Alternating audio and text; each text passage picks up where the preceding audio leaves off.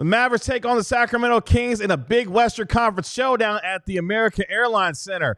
We'll get you ready for tonight's game. Coming up next on the DLLS Mavs pregame show. Here we go.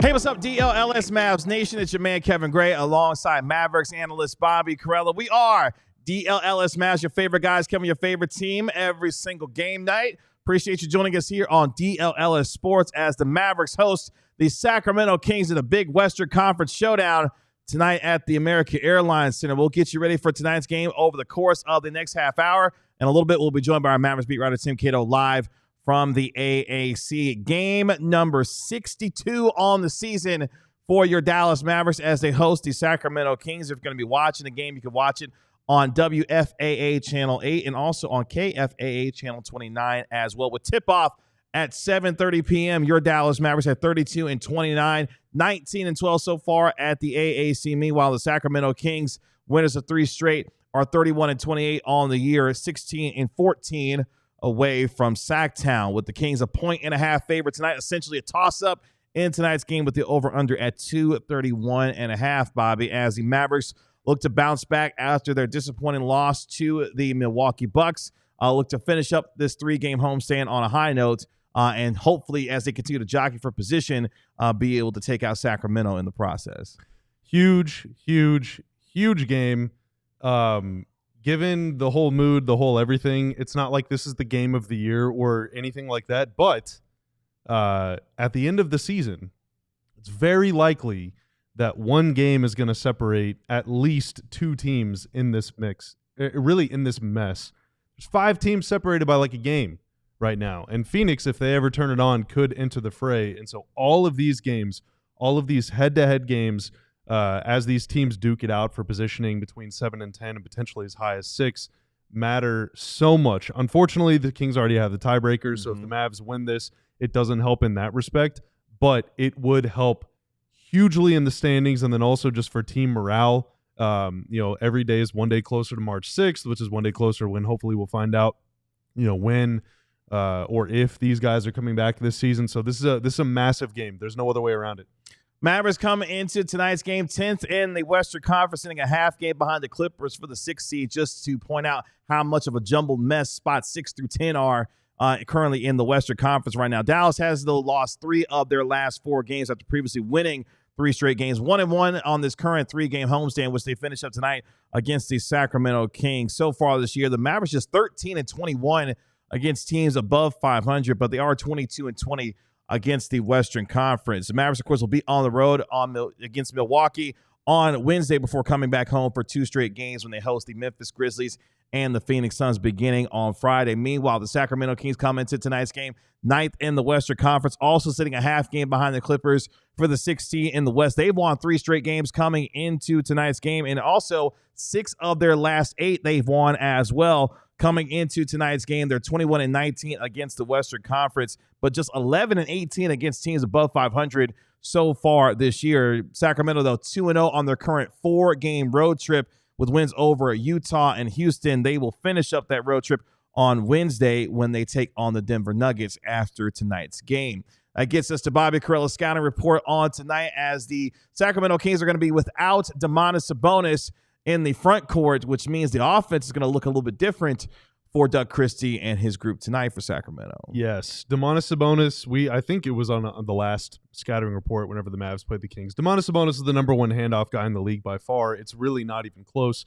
Jokic, the last time I checked, was a very distant second, and then third place was also really far away. So whenever you're going up against the Kings, you are seeing handoffs at the elbow, at the top of the key, at the free throw line, extended 3-point line, way more than you do against any other team in the league. And that really does suit the games of both DeMar DeRozan and Malik Monk. And then also to a degree, Zach LaVine, who's also a very good off the bounce player.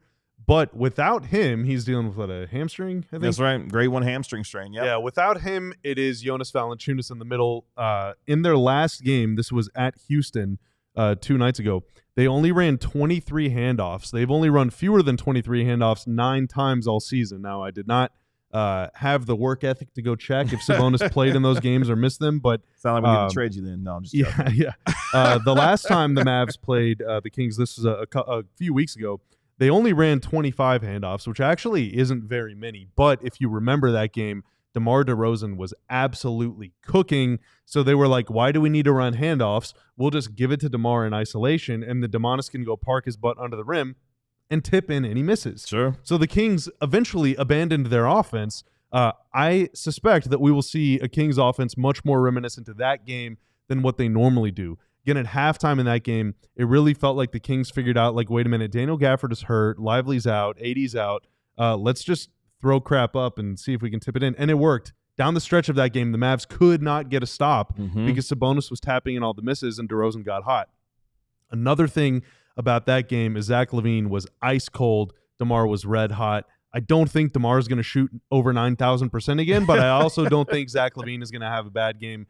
Probably averages out to be about the same. So, I mean, it's going to be very tough, but at least you won't have to worry about as many dribble handoffs. You will, however, have to worry about boxing out Jonas Valanciunas. Yeah, because he can't get after you on the offensive glass when it comes to this Kings team. That gets us to our lead story for tonight's game, and it's all about jockeying for position in this tight Western Conference in spots 6 through 10. The Mavericks fighting for playing position in the West. Again, as we mentioned, just a half game out of the 6th seed where the Clippers are sitting right now. But they had 3 teams sitting in front of them as we go into tonight's action. Bobby, tonight, in a lot of ways, feels like another one of those must-win games against the Bucks. You got them coming up on Wednesday. You got the Grizzlies coming up, the Suns, who are trying to figure things out there. The Mavericks have a chance to be able to get a win tonight with 21 games left to go in the regular season. A big one against a team that's right in front of them to try to get themselves in position as we go forward for the rest of the year here. Yeah, again, it's all these head-to-head games. You get the Kings tonight. You get 2 against the Clippers later on this season. You get the Suns coming up soon as well. You know, you're not going to clinch or guarantee anything if you're the Mavs, probably until like game 80 or 81. But what you can do between now and then is greatly increase your chances of at least avoiding the 9-10. Because again, with the way the play-in works, if you're the 9 seed or the 10 seed, you play each other. So 9 plays 10 at home. The winner of that game then goes on to play the loser of the 7-8 game. And the winner of that game, which if you're 9 or 10 and you win that game, you'll go on the road for the next game. The winner of that game is the 8 seed. So if you're 9 or 10, you have to go 2-0 just to play OKC in the first round. Not exactly a great proposition. If you're 7 or 8, you get 1 game to be the 7 seed. And if you lose that one, you still get 1 more chance to win to become the 8 seed. So it's much, much better to be 7 or 8 than it is to be 9 or 10. And even better than that is finishing 6th, which is still within reason. It's still within reach. I mean, there's a lot of other teams that the Mavs are grappling with. Only one of them is going to be the 6th seed, but with the way that Dallas is playing right now, as far as, you know, leaving it all out there, battling for all these loose balls and everything, clearly they believe that they have a chance to be the 6th seed. I'm not sure I agree with them until I know when Anthony Davis is coming back. Sure. But I mean, they're playing hard. They're playing hard. They're fighting, and they're going to have to do that again tonight to win. Could you imagine, as I saw your tweet last night, could you imagine the idea by the time we get to the end of the regular season and who is sitting there at the 2 seed in Los Angeles and the Mavericks find a way to get to the 7 seed, and next thing you know, we have that matchup in the Western Conference first round. That would feed the generations. Well, you're a wrestling fan, KG. If the NBA really is wrestling, that's exactly what we'll get. That's the matchup we'll get. Exactly what we'll get. I mean, it would be best for business when it comes to the Lakers and the Mavericks in the first round of the NBA That'll be the most playoffs. Anticipated first-round series ever. No, in the I history agree. of the NBA. Yeah, especially coming off the heels of what could be happening on April 9th when the Lakers come here to Dallas. So, yeah, what's best for business may be that 2-7 matchup between the Mavericks and the Lakers. But tonight, they take on another California team in Sacramento, of course, do the Mavericks. Offensively, they're going to be led by Zach LaVine, who's averaging 22.6 points per game so far this year. DeMar DeRozan averaging 22 points per game himself. Defensively, Jonas Valanciunas is going to be the man in the middle for Sacramento, averaging 11 points per game and nearly 8 rebounds per contest so far this year. Malik Monk been terrific for them as well, especially shooting the ball from the outside. He's averaging nearly 18 points per game so far this year for Sacramento. You know who's leading the charge offensively for your Dallas Mavericks, and of course it's Kyrie Irving, averaging 25 points per game, nearly 5 rebounds, and over 4 assists per contest. Klay Thompson averaging 14 points per game. He's shooting over 41% from downtown, or nearly 41% from downtown this year. Meanwhile, Dwight Powell going to be manning the middle for Dallas in terms of what he's doing on the glass, averaging nearly 5 rebounds in the last 3 games that he's played in. Offensively, the Kings come in number 7 in the league in offensive rating, 15th in defensive rating, which gets them to number 11 overall in net rating. Interestingly enough, this is a team that doesn't turn the ball over very much in Sacramento. 6th best in terms of turnover percentage so far this year. They're 11th in second chance points and number 6 overall this year in terms of points per game. This is the last time these two teams will meet each other this year in terms of Dallas and Sacramento. We mentioned it a little bit earlier. The Kings already have the season series in hand. The last time these two teams got together was exactly 3 weeks ago today in an overtime thriller where DeMar DeRozan scored what was 42 points in that game, including the game winner with a couple of seconds left in the extra period. Kyrie Irving was sensational in the losing effort. He had 30 points. But, Bobby, when these two teams get together, it could be a lot of offense. But the defense for Dallas tonight is going to have to find a way to slow down DeMar DeRozan because he went 15 of 22 in that game and pretty much got everything that he wanted to in that last matchup here in Dallas just 3 weeks ago. Yeah, I mean, oh, God, I can already envision the double teams coming his way, and it's stressing me out. But DeMar shoots a lot of twos. Now, where he really hurt the Mavs were with back-to-back threes at the end of the first half when Najee Marshall just inexplicably was man-downing himself like in the final seconds of the half and in the final seconds of the shot clock. So if he's going to take threes, you have to at least contest them, but I'm not overreacting to DeMar DeRozan threes. I'm also not overreacting to long twos. I'm letting DeMar go one-on-one. He's a good passer. He's got good size. He's got pretty good vision, too. If you start doubling him, you're going to have to leave guys open, and then Keegan Murray and Keon Ellis and Zach LaVine are going to get going. They got Trey Lyles off the bench. He can knock down shots, too. They got shooters. Malik Monk is a great scorer. You cannot tilt the floor toward mid-range shooters. You just cannot do it, and I really hope they don't, especially because if you do, who is going to be able to get rebounds? Like, Dwight is a great box-out guy, or he can leap and get rebounds. He is not really big and strong enough and athletic enough at this stage in his career to do both. So if he's gonna focus his energy on boxing out Valanciunas, someone has to be able to come in and get those rebounds. Normally that would be PJ. PJ's out. So who is it going to be? Or is it going to be up to the little guy's job to try and hit Valanciunas with some chicken wings and hope the ref doesn't see you, and then Dwight can go up and grab those boards? Either way, Dwight can't do two people's job tonight. He can only do one man's job, which means everyone else has to be helping, grabbing those boards, and you can't do that if you're doubling the ball and then playing in rotation the way they were against Milwaukee. So I'm really hoping that they just play straight up and try and force tough shots and live with the results and limit them to one shot, get those rebounds. Could it be Kai Jones is going to be making his debut with the Dallas Mavericks tonight, the former first-round pick out of Texas back in 2021, who played 28 games with the Clippers. He's going to be joining this team, signed officially to a 2-way contract today. He's going to see some playing time tonight for the Dallas Mavericks. We'll get more details on that coming up here momentarily with our Mavericks beat writer Tim Cato from the American Airlines Center. But another big body in the middle for the Dallas Mavericks, of course, who waived Kyler Kelly in order to make that move. They had to move on from Moses Brown after he completed his 10-day contract with the Dallas Mavericks. So Kai Jones, the latest big man signing for the Dallas Mavericks, should try to help them in the middle as they wait the news when it comes to Anthony Davis, Derek Lively II, and, of course, Daniel Gafford, and what that means for the Mavericks for the remainder of the regular season. We will see some of Kai Jones tonight for the Dallas Mavericks. Coming up here on the DLLS Mavs pregame show, we'll have our Mavericks beat writer Tim Cato joining us live from the AAC. We'll let you know who's in, who's out. We'll focus in on our Mavericks player spotlight and go through some X factors for tonight's game. But before we get there, let's help you win some money tonight with Sleeper. Well, hopefully. I'm taking some chances tonight, all right? I'm looking at the Mavs lineup. I'm looking at Jonas Valanciunas, and I don't like what I'm seeing. Tanner, let's run the reel. Kyrie Irving, I think he's going to score at least 20 points tonight. I mean, the dude is a walking 20-point game right now. Maybe should have gone 25, but you know what? I'm playing it safe. Zach LaVine, his pick is on sale tonight for 20.5 points. I'm taking more than that. And then Jonas Valanciunas, that's the big one. I think Jonas Valanciunas is going to get 15 rebounds. Ooh, okay. I think he had 14 last game. He did. And that's against Houston. Houston's got a lot of bigs. They got Steven Adams and Alperen Şengün. The Mavs do not have either of those guys. With Sleeper, the more you pick, the more you win. My multiplier on this pick is times 5.59. So a $5 play, if I win, would pay $27.95. You finally get that queso you've been promising. Oh, us. my God. An extra large order of queso on me if that pick hits. If you want to play along, download Sleeper, use promo code DLLS Mavs, play $5 to get $55 in free plays. You can use them whenever you like. Happy playing with Sleeper tonight as the Mavericks take on the Sacramento Kings. Let's go out to the American Airlines Center and welcome in our Mavericks beat writer. You can find him on X at Tim_Cato. He is, of course, Tim Cato. Tim, what's going on? Hello, friends. We have solved the great mystery after talking to Kai Jones about what he's going to be called in the locker room. Because it can't be Kai. There's already a Kai. Yeah. Do you guys have any guesses? Chi squared.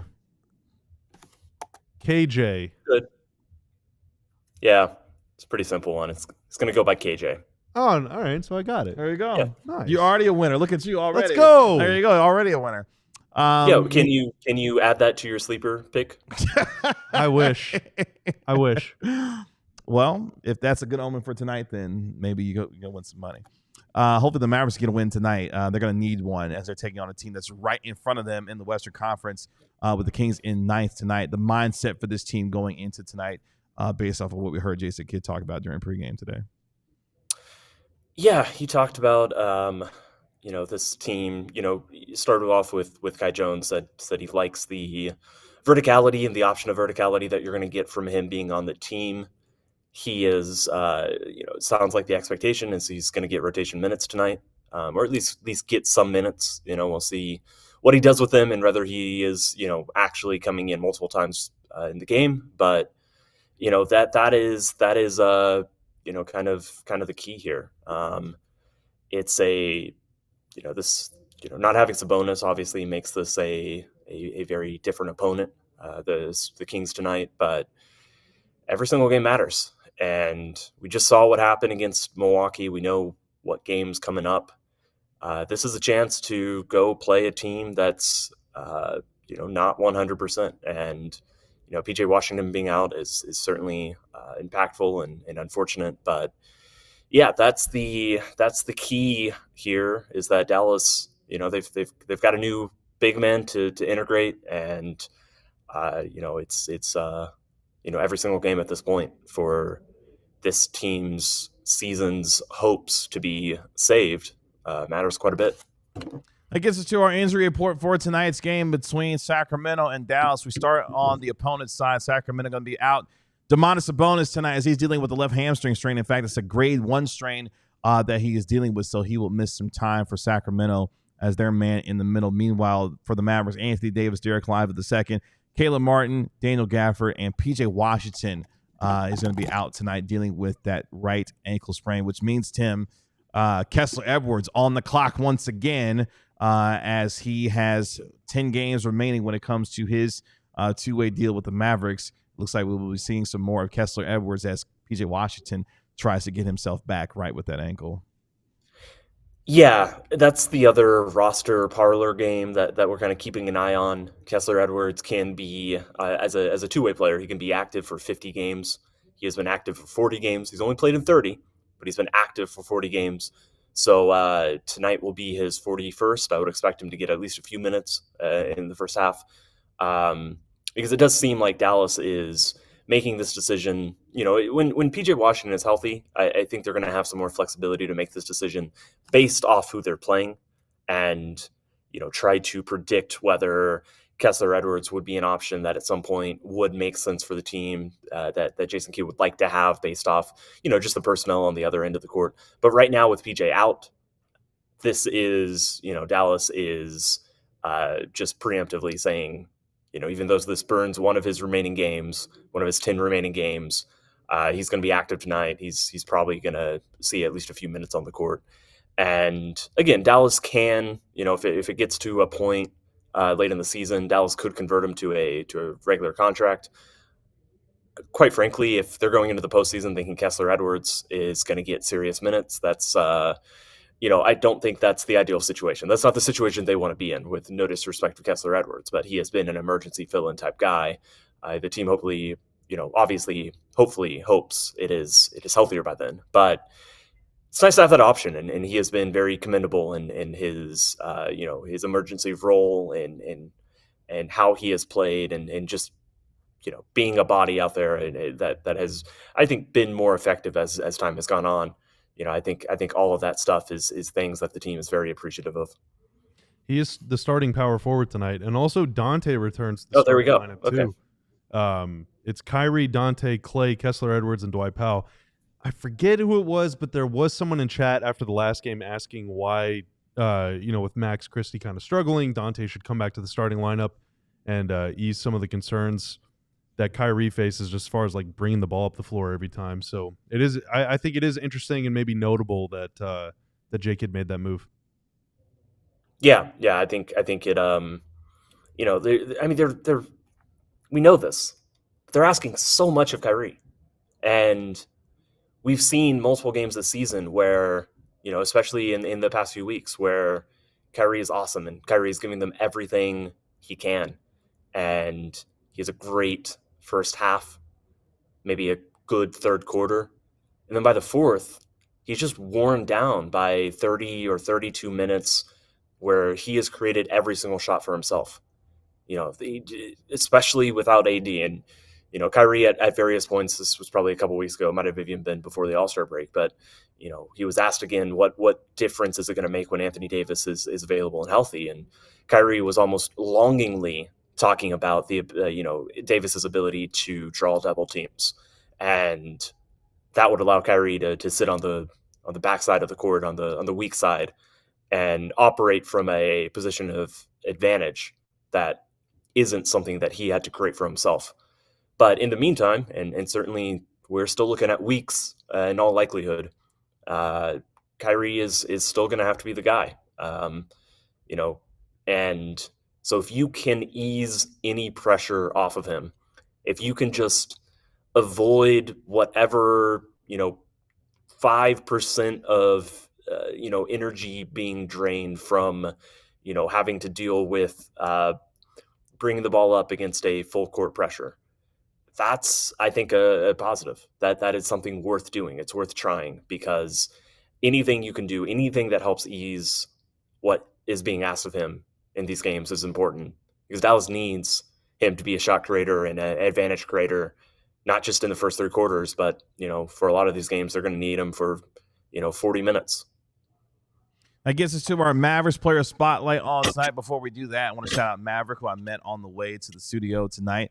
Is looking forward to getting his DLLS Die Hard kit tomorrow. So shout out to you, Maverick. Appreciate your support. Wait, not to one up you, Kevin, but walking into the arena, I walked by somebody who was listening to DLLS in their AirPods. Let's go. Wait a minute. How do you know? Because they told me. Oh, they're like, this is so crazy. Dude, let's go. I am literally listening to you, Tim Cato, as I was walking by them. Let's go. That's amazing. Well, shout out to all of you supporting us here at DLLS Sports. Our best offer of the season right now, just $48 a year right now. Go get that at alldlls.com. And again, really appreciate all of you supporting us here. The best way you can do it, like, comment, and subscribe to DLLS Sports here on YouTube. That does get us to our Mavericks player spotlight on the night. And we focus in on Dante Exum, who's going to be in the starting lineup for your Dallas Mavericks tonight. In his last 9 games, shooting nearly 52% from the field and 48% from three as well, averaging over 9 points per game and nearly 3.5 assists per contest. He had a season high 4 steals in their win over the Charlotte Hornets last Thursday. So Dante Exum is going to be figuring into not only the ball handling, but hopefully taking a little bit of pressure off of Kyrie Irving in that department. Dante Exum being inserted into the starting lineup tonight. Yeah, everything Tim just said. Try and make Kyrie's job easier in the first half so that he can make your job easier in the second half. Yeah, and it's we like Dante Exum best as a kind of in this role that we're describing, that Kyrie is longing to be able to resume. We like him better as somebody who isn't initiating the offense or being asked to create advantages and to force double teams from the defense. But he has some ability to do that. And, getting any, creation out of Dante Exum, something he can do at times, I think is a huge plus for Dallas, because there's not a lot of other players who can even ask of that on this Mavericks team. MFFL in chat asks, was it Nico listening to DLLS? Can you answer that, Tim? It was not Nico. Oh, it couldn't have been him because he probably would have traded my ass. So we're probably good here. Just kidding. Does he have that ability? Proud tonight. Good gracious.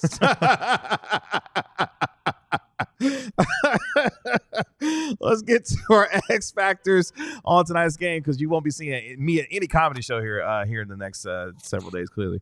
Let's get to the first thing on our X factors for tonight. Contest everything on the defensive end if you're the Dallas Mavericks. The Kings come into tonight's game 9th in the NBA in field goal percentage, shooting nearly 48% from the field so far this year as a team. Tim, I'll start with you. The Mavericks got to pressure the shooters. They got a lot of them in Sacramento, and a team that can't shoot the ball well. The Mavericks going to have to get after it defensively tonight. Yeah, don't let Levine shoot. That's the guy who scares me most on that team. When Zach LaVine is on a roll, there really isn't much you can do about it. But don't make his life easy early on. Don't put him in a situation where he thinks he's going, or he feels like he can get going.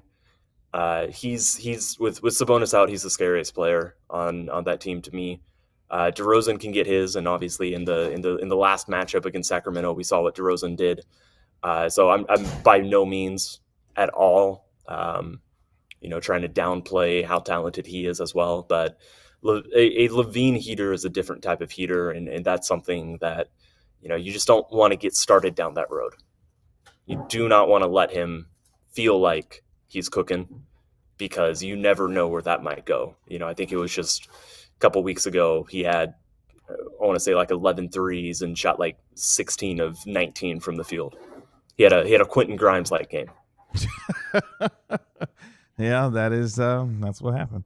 Let's get to X Factor number 2. Bobby, I'll start with you on this one, because the Mavericks, they got to guard without fouling. This is a team in Sacramento that's number 2 in the NBA in free throw percentage, shooting nearly 81% from the line as a team so far this year. The Kings can't punish you if they're able to get to the free throw line, because I'm over the bit, and I'm sure you two are as well, and sure Tanner is as well, over the bit of fouling three-point shooters. Like, I'm over that bit. It's got to stop. But the Mavericks got to find a way to guard without fouling, because otherwise the Kings can't fill it up from the free throw line. Two of their biggest free throw shooters on the season aren't playing. I mean, De'Aaron Fox isn't on the team anymore.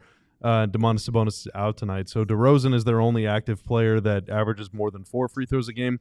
And Zach LaVine is their only other active player that averages more than 3 free throw attempts per game. So, I expect a lot of jumpers from the Kings, and then a lot of tip-ins by Valanciunas and putbacks and stuff. I guess if you foul Jonas, just don't give him cheap and ones. Otherwise, yeah, contest responsibly. Yeah, it's. I agree. That's all I got. I don't have anything to add. Bobby's right as usual. That gets us to our last one on the evening. And clip that one. Clip that. That's right. That Tim agrees with Bobby.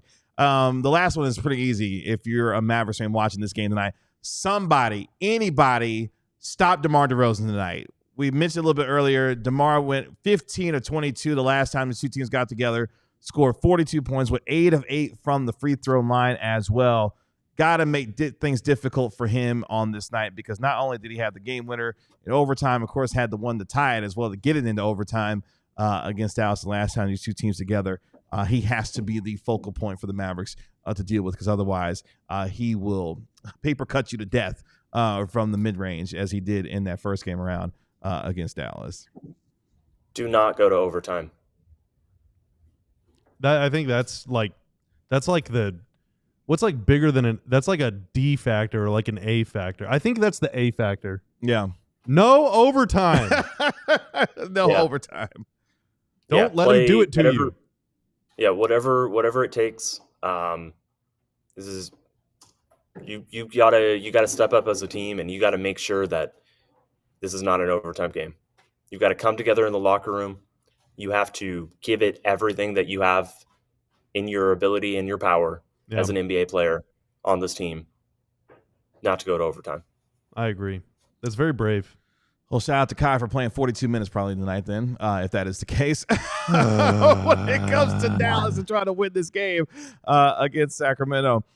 Tim, we appreciate you joining us as always. We'll talk to you post-game right here on the DLLS Mavs post-game show, man. Appreciate you. See y'all then. Bye, Tim. It's our Mavericks beat writer Tim Cater reporting live from the American Airlines Center. It's game time for your Dallas Mavericks as they host DeMar DeRozan and the Sacramento Kings. Will tip off at 7:30 p.m. We'll be back here 15 minutes after the final buzzer here on the DLLS Mavs post-game show. Tim will join us live from the AAC as well to provide his thoughts and perspective on tonight's game. Appreciate our guy Tanner making us look good and sound good as always. That's our Mavericks analyst Bobby Curl. I'm your host Kevin Gray. We are DLLS Mavs. We'll talk to you post-game right here on DLLS Sports after the Kings take on your Dallas Mavericks. Y'all be good. We'll talk to you later. Peace. We all silly like the mayor.